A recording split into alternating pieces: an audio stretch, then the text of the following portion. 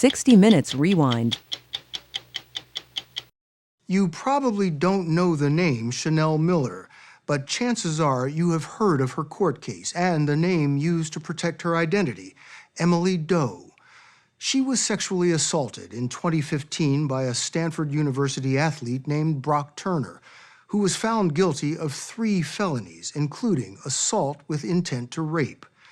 Before his sentencing, Emily Doe stood in the courtroom and delivered a powerful victim impact statement detailing the emotional trauma the assault and the legal process had put her through. It instantly went viral, becoming a kind of manifesto for assault survivors all over the world. Tonight, Chanel Miller reclaims her identity as the author of that statement and shares her story for the first time. As you're about to see, she chooses her words carefully when she speaks, just as she did when she put them to paper for her new book, aptly titled Know My Name. So this is where you write? Mm-hmm. For the last 3 years, Chanel Miller has been writing her own story. Here are some of the drafts. The 27-year-old majored in literature at UC Santa Barbara and has wanted to be a writer since she was a child. Police reports. She decided to relive the most painful experience of her life because she believes her story, filtered through the glare of the media and restrictive lens of the courtroom, remains untold. Yeah, I'm sure it wasn't your top choice to write a book about this. It's not the topic I would have chosen, but it was the topic I was given. So start at the top and let them have it. We were there when she recorded her audiobook.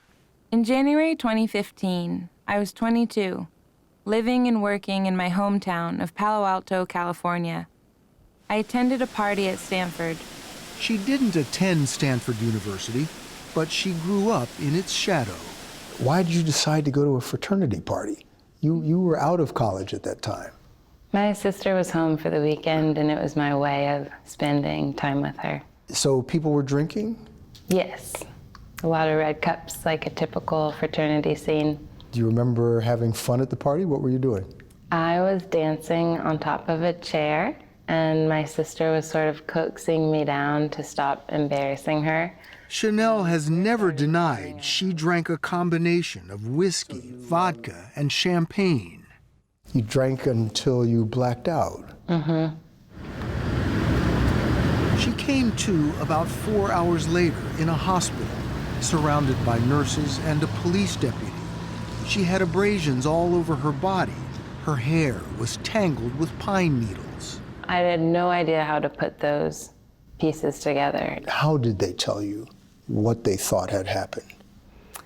All they said was that I had been found and that somebody had been arrested and that he had been chased down because he had been acting hinky. Hinky was the word the detective used. Did they tell you where you were found? Behind a dumpster. What they didn't tell her was that her underwear and cell phone were found on the ground by her body. They also didn't tell her there were witnesses, 2 of them, who not only saw the attack, they stopped it. Swedish grad students, Peter Johnson and Carl Arndt, were riding their bikes to the party that night when they saw something disturbing behind the dumpster outside the frat house. We see a couple lying on the ground with one person on top of the other. He was moving a lot, but we just saw her lying there completely still. They realized the woman was unconscious. Johnson says when he approached them, the man, later identified as Brock Turner, got up and ran. I didn't really have time to think, so I just chased after him. I remember quite vividly, like I was on his left side and I got my right leg in front of him, and then I took my body, my upper body, and threw him over my leg and down on the ground. So Carl, you go over to help Peter hold Brock Turner down. Yes, he was trying to get loose. He was squirming, trying to get away? Yeah. Did he seem drunk? Not super drunk, like he could talk And he clearly could run without. They held him until police arrived. They also checked on Chanel. She was completely unconscious. I was trying to like shake her and nothing happened. Chanel was taken by ambulance to the hospital in San Jose. Early that morning, she was examined and told she may have been sexually assaulted. The deputy asked if she'd be willing to undergo a rape kit test. She agreed. Did it sink in, the gravity of your situation? Absolutely not. I just thought I had passed out somewhere and that there was a suspicious man at the party who had been behaving in an odd way, and I had no idea that he was connected directly to me in any way. Chanel's sister, who had left the party early and had been frantically calling and looking for her, got a call from Chanel at the hospital and came to pick her up.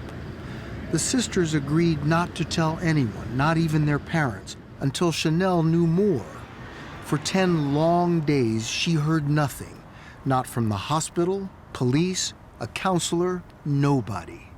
What's going through your head? In order to survive, you just shut everything down. You have to function. You have to go to work in the morning. So it was much easier to just repress everything. Of course I had questions. I woke up and didn't have underwear. Why is that? No one tells me where it went. But you just have to keep living. Then one morning at her job at a small tech startup in Silicon Valley, this item popped up on her news feed. The words Stanford, rape, and intoxicated, unconscious woman leapt off the screen. She knew it was her. And she learned for the first time that her assailant had penetrated her, with his fingers at the very least. That's how you found out what happened to you? Yes. Reading an article online? Yes. It was surreal having the news broken to me by the internet. I was alone, sitting at my desk, surrounded by coworkers, reading about how I was stripped and then penetrated and discarded in a bed of pine needles behind a dumpster. And that's how I figured out all of those elements, and they all added up, and I finally understood. The name Brock Turner was mentioned in the article. Had you heard his name before? Never. The first thing I did after reading the article was read the comments, and there were many hateful words. What were some of the comments? What was she doing at a frat party? This isn't really rape. Why was she alone? She's the predator because she's older. Why would you ever get that drunk? It was endless. So what do you say to those critics? People who say, you did drink until you blacked out. You did make yourself vulnerable. What do you say to those people? Rape is not a punishment for getting drunk. And we have this really sick mindset in our culture, as if you deserve rape if you drink to excess. You deserve a hangover, a really bad hangover, but you don't deserve to have somebody insert their body parts inside of you. The day the news broke, she received a call. It was Deputy District Attorney Alalay Kianersi, who told Chanel she would be handling the case. Were there specific elements of this case that stood out to you? I mean, the entirety of it, the fact that it was a Stanford swimmer who was an Olympic hopeful, really a privileged athlete and student. So that stood out. The fact that it was so very clear to anyone who encountered Chanel that evening that she was not conscious, that she was super intoxicated.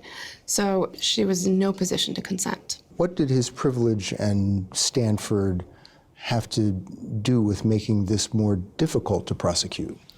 A lot of people were looking at what Brock Turner had to lose versus what he did to Chanel.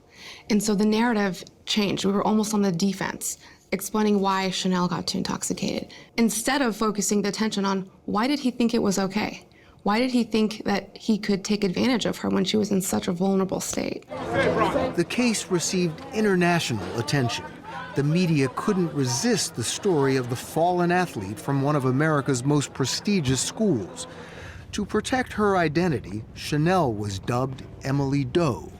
Turner was almost always identified by his accomplishments in the pool. When you saw the description of him as a champion swimmer on the Stanford swim team, what did you think of that? I didn't understand why it was relevant when you're also reporting that my lower half was completely exposed, that my necklace was wrapped around my neck, that my hair was disheveled, that my bra was only covering one breast and the rest was pulled out of my dress.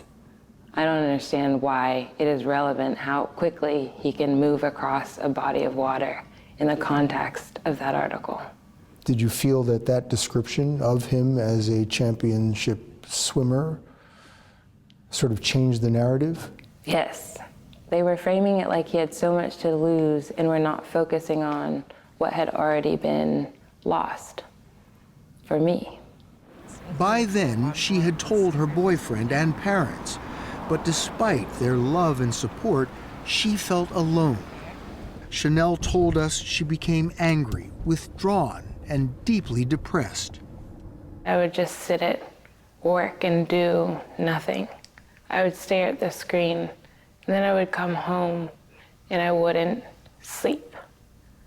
And so physically, I began breaking down. She didn't want anyone to know she was Emily Doe, the woman in the news. 4 years later, the trauma remains just below the surface.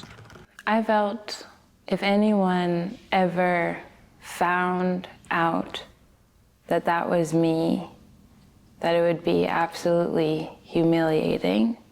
I felt dirty and embarrassed. My dream is to write children's books.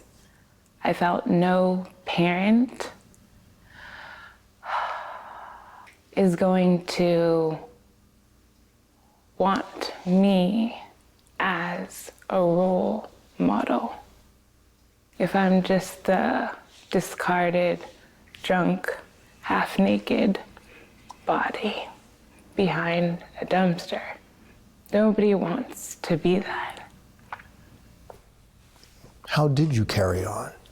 Well, when I was reliving all of this, I thought, well, the same night the assault happened, a miracle also happened, which was that I was saved. And thinking of the two Swedes who knew to do the right thing and who wanted me really to be okay always gave me hope. So they changed the story. They changed the story. They changed the entire trajectory of my life. When we come back, the trial, the sentencing, and Chanel Miller's compelling courtroom address to her assailant that would reverberate around the world. The story will continue after this. Chanel Miller was at the center of one of the most high-profile and consequential trials in recent memory. She was sexually assaulted in 2015 by Brock Turner, a former Stanford University athlete, now a convicted felon. Known during the contentious trial as Emily Doe, a name used to protect her identity, Chanel Miller would become an anonymous icon for assault survivors the world over. Tonight, in her first television interview, Chanel Miller takes us back to 2016 as the trial approached for the then 23-year-old. What was it like when you finally realized that you were going to have to face Brock Turner in court? It was absolute dread. And I went to a therapist, almost like a personal trainer, and said, you have 3 weeks to get me mentally ready.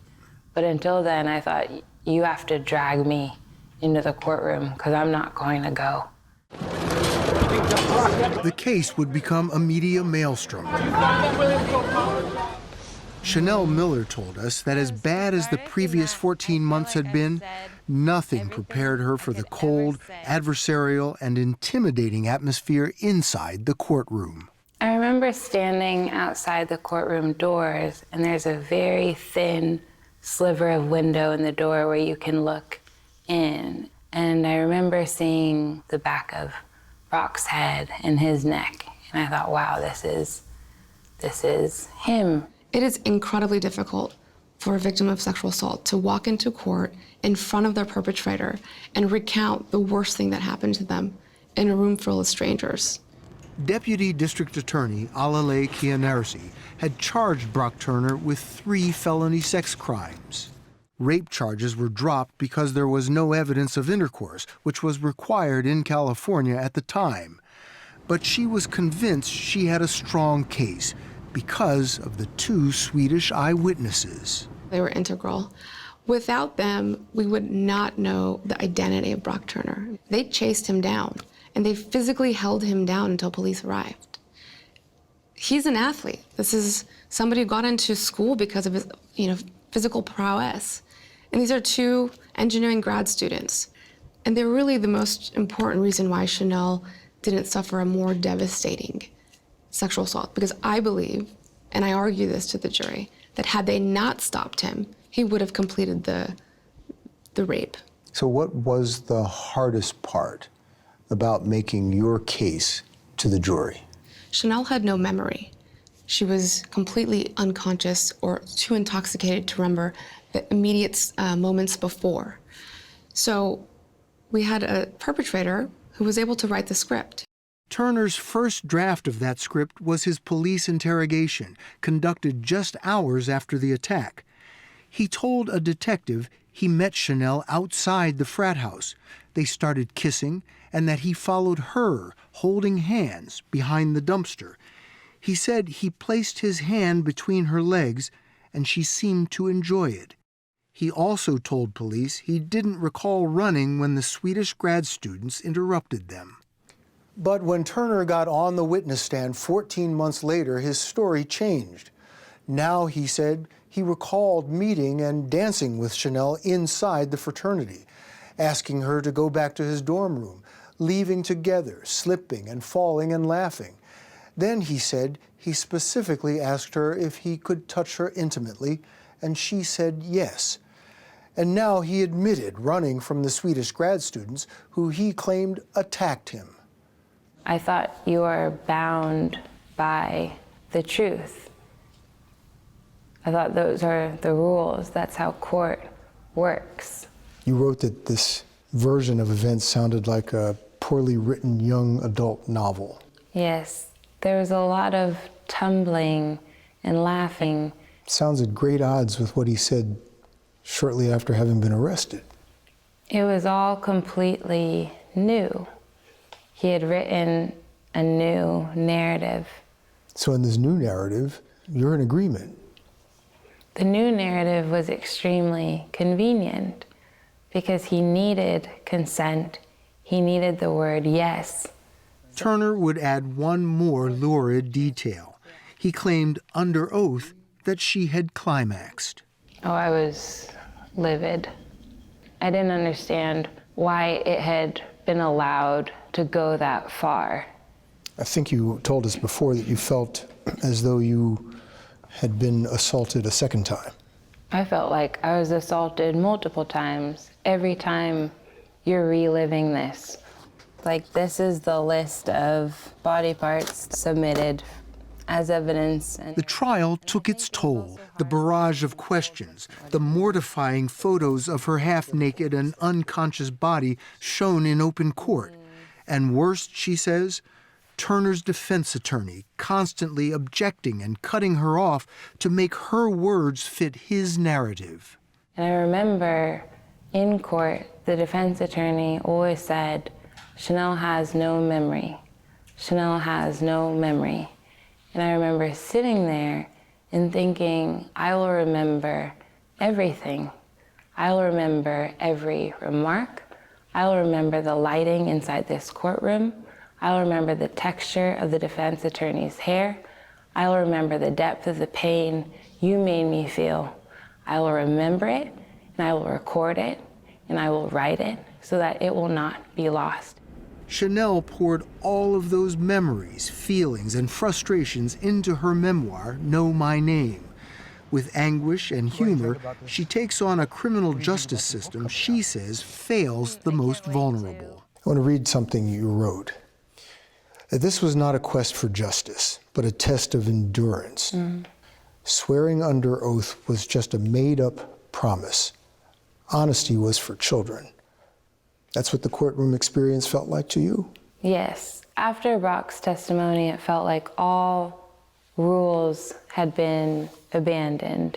He will go to any end to come out of this without a guilty conviction. And for me, it felt like, how many times can we make her relive this? After all those traumatic days, you get the verdict. Tell me about the verdict. My heart was beating extremely loud. It was deafening. It was really hard for me to focus, and I was just waiting for the sound of guilty. And she heard it. All 12 jurors found Brock Turner guilty of all 3 felony counts. But it wasn't over. The sentencing was 2 months away, and Chanel was asked by the deputy DA to write a victim impact statement, a letter to the judge to inform his decision. It's basically documentation of your thoughts and feelings throughout this process. And I majored in literature, which was basically 4 years of talking about my feelings and reading about other people's feelings.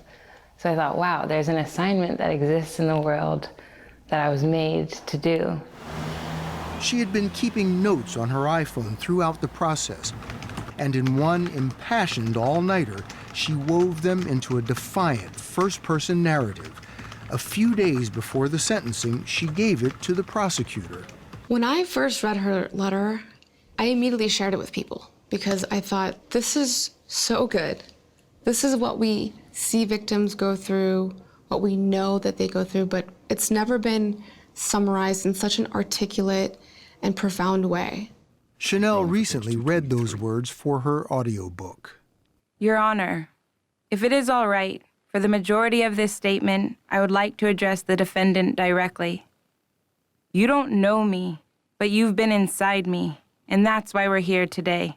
Chanel spoke directly to her assailant in court. She says she noticed people crying. Brock Turner wouldn't look at her. Your damage was concrete, stripped of titles, degrees, enrollment. My damage was internal, unseen. I carry it with me. You took away my worth, my privacy, my energy, my time, my safety, my intimacy, my confidence, my own voice, until today. As he handed down his sentence, Judge Aaron Persky acknowledged Chanel's words, but also cited the defendant's good character, the fact that he'd been drinking, and the impact prison would have on his life. Judge Persky sentenced Turner to 6 months in jail, a sentence at the low end of state guidelines. With good behavior, he'd walk free in 90 days. Your prosecutor had been asking for 6 years. Yes. How did that hit you? I was in shock. So you're saying I just put aside 1.5 years of my life so he could go to county jail for 3 months?